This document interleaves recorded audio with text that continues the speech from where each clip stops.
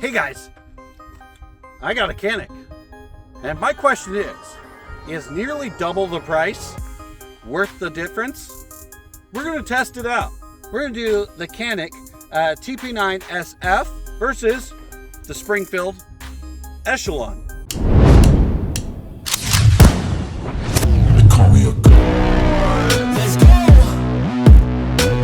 Hey guys, it's Gandita here, and this week I have a Canik TP9SF. Now this is a friend of mine's, and she let me borrow it for a review. So it's not going to be a direct comparison to the Echelon, but it'd be the closest I can get at this time without going out and buying another gun. But they are both full-size guns. But let's go over some facts about this guy.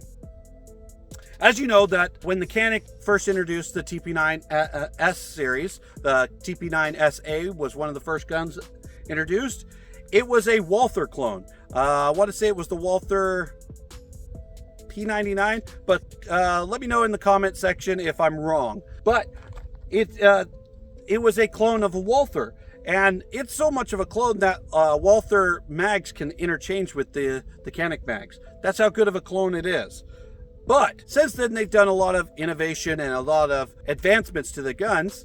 Now, the TP9SF is an old model now, but when it was first introduced, it was top of the line for Canik. One of the things that it did is it got rid of that double action trigger that the V2 had, and got rid of that single action decocker that the SA had. So now it's just a plain Jane Glock style. You know, it's a polymer frame striker fire pistol with no safety, no decock. The only safety it has is that trigger dingus. But what it does is it makes it have a phenomenal trigger, and it makes it a very reliable, robust gun. You don't have to worry about, did I decock it? Do I need to recock it? Or how heavy that trigger pull is on the V2. So for the advancements, this was a great gun for its time. Now we have a lot better versions of the Canik out, but this one is still a great gun and a great comparison to go against the Echelon, which is the newest and greatest from Springfield. But one thing that's really cool about this guy is it runs 18 round magazines, standard. And usually you get 2 in the box, and the mags are pretty cheap. You can get them for like 25, 30 bucks. And it comes with a holster right out of the box. Extra back straps so you can get that little fatter grip if you have bigger hands. Really nice setup right out of the box. Has Warren style sights, and let's show that trigger for you guys. Here's your take up. You got to put that dingus down. You got to get to that take up. There's a nice firm wall. There's a little bit of creep past that wall, and then the brake. Once you get to that brake, the reset's right there, and you're right on that brake again. So the original wall, there's a little bit of creep past it, and then you hit the actual wall. And that actual wall is nice and light and clean and crisp with a fast reset. Amazing trigger right out the box. And I will have to say, because I bought one of the Canik SAs when they first came out, the trigger on these guys are better than the trigger on the Echelon. And that's right out the box. Without doing a side-by-side comparison, I know that these triggers are amazing. But, you know, you guys came here to watch me shoot, so let's get some rounds on and I'll give you my first shots review.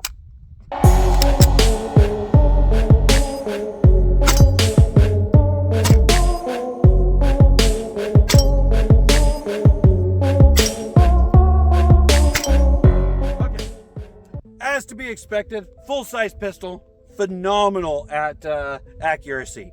Easy to hit targets at the 15 to 20 yards I'm sitting at right now. And, you know, great gun to run with. I am a fan of Canik. I push Caniks to anyone that I can. Oh, that was me.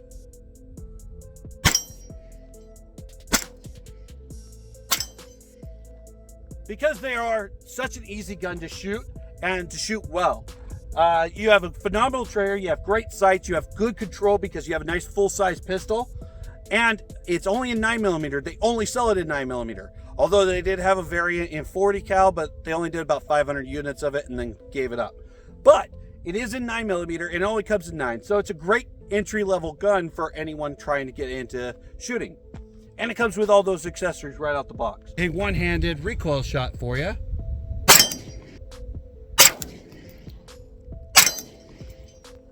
And that was hip firing. I wasn't even aiming down the sights. That just tells you how quickly and accurately you can get with this guy. I mean, this is an amazing little pistol. You can't go wrong with this. But let's go ahead and finish her off and just mag dump it, and then we will do a direct comparison between this and the Echelon. And I rode that slide stop. That happens. That's just what happens when I use a thumb forwards grip and I'm not running my thumb over my knuckle. It happens, unfortunately. But this is a great gun and something that you guys definitely should check out. Let's go ahead and do a direct comparison to the latest and greatest. Now it's time to do a direct comparison of the Canik versus the newest and greatest Echelon from Springfield Armory. As you can see, they're pretty comparable in size. Both have about the same size grip. They both have about the same size barrel, about the same sight radius, and all around about the same size gun. They're both very similar, although the Echelon is optics ready out of the box. That's because it's the newest and greatest. Canik offers models with the optics cuts already in them. So that's not a negative to the Canik. That's just an observation. Now I did take the O-light off the front just to give it a direct comparison between the two. But we're going to go ahead and let's go ahead and show off the triggers again. So first we got the Canik. We got that little bit of a false wall, basically. Little creep through to the actual wall. And then a nice clean break with a really nice reset. Let's go ahead and show off the Echelon. Echelon, you got a little false wall again. Got a little push through that. It's not much. Then you hit a wall. And then it kind of rolls through that break. It's not a crisp, clean break. It's more of a roll through the break. There's your reset. And then your break. Let's show that reset again. It's right there. And then break. So it's not... Earlier I said it is far better, the Canik's trigger. I'm going to say the Echelon is slightly worse, but only slightly, because this has such a clean and crisp break, while the Echelon is more of a rolling break. Not as rolling as like the Sig Sauer P320, but I don't know, it's just a little bit of a roll instead of a wall and then crisp break. Let's go ahead and put a few rounds on target and see how she does. This is for the Canik.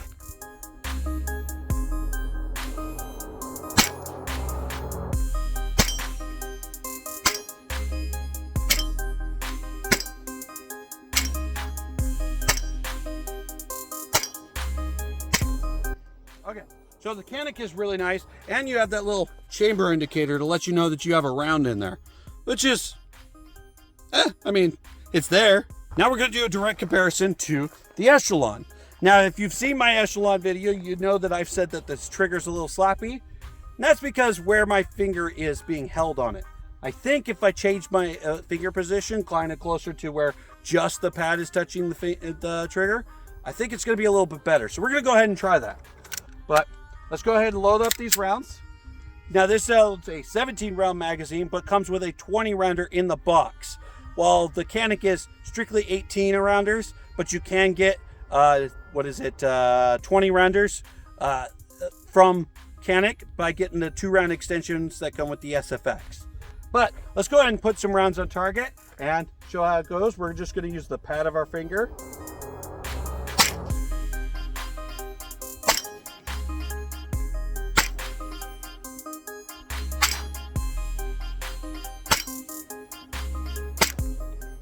Okay, shooting it back to back, I'm going to say the Echelon feels a little bit lighter in the recoil. There is still a little bit of slappiness in the trigger, but it's a lot less than when I had my trigger finger where the crease was on the edge of the trigger.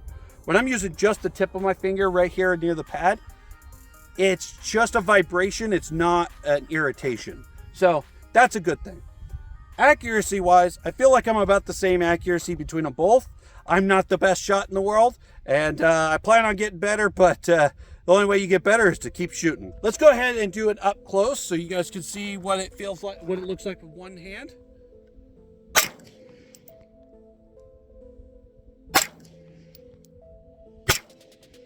That is the Echelon one-handed. Let's do the Canik one-handed so you guys can see that recoil impulse.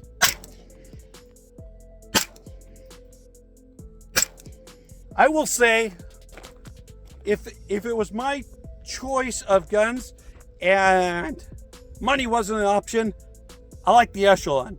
I'm really enjoying the Echelon, as it is my choice of money because this is mine. But if money's an option, Canik is probably the best option in the market. This is a phenomenal gun with a phenomenal trigger, large magazine capacity, and it comes with everything you need out of the box to be good with this. So for a beginner shooter, go with the Canik. For somebody who wants to not spend a ton of money on firearms, go with the Canik. For someone who wants a good, reliable system that's been around for a minute, I guess the Canik has been around long enough to be considered that. And a lot of guys use it in competition, duty use, things like that. So you know it's a good operational gun. If you want the newest and greatest with the best upgrades out there, go with the Echelon. It's a great pistol, but it's almost twice the price of this one. Is it worth twice the price? We'll have to put an optic on and find out. Other than that, I like them both. They're both very enjoyable. I do love full-size pistols, so they are fun to shoot. If Canik ever comes out with a chassis system for their guns, Echelon's going to have to definitely look out because Canik innovates with every single pistol, while Springfield, they kind of innovate when they want to. So let's let's go ahead and mag dump the two of them and go akimbo style.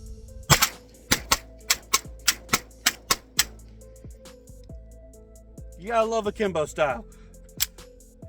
So my final review on this guy is a phenomenal pistol for the price. You can't go wrong with Caniks. You've probably heard everybody sing Canik's praises online, and that's because they deserve it. This gun is amazing. It's from Turkey, and it's an amazing pistol here in the States. And we love it. It's one of our favorite guns here in the United States. We sell a ton of them in my shop. That's because they just are phenomenal guns. Great triggers, great sights, great magazine capacity, a lot of accessories for the money. You can get these guys for right around $350-ish for the SF model. And even their high-end competition model is only like $700-800 in comparison to like a Glock high-end competition model. It's going to run you $1,400-1,500 or more. So for the price, best bang for your buck, Canik. I do love these guns, and I think everyone should own at least one, or at least shoot one, and tell me what you think. All right, guys, if you like this video, like, comment, subscribe. Let me know if Canik is the choice for you, and whether it was price or feature set that made you choose that way. Share this video, let other people know your decision, whether you like the Canik or the Echelon. Check out my description. There's lots of links. Buy something there. Buy some Caldwell shooting supplies. Buy some steel targets. Buy some shooting supplies. Go crazy. Have some fun, guys. And you know what? This is Gundini, and I'll see you for the next one. I got a God complex. Haters love to hate, but I never feel pressed. Got a lot on my plate, but I never get stressed. I'll take all the pressure like I'm acing this test. And like a damn Freemason, I'll run this nation. They call me a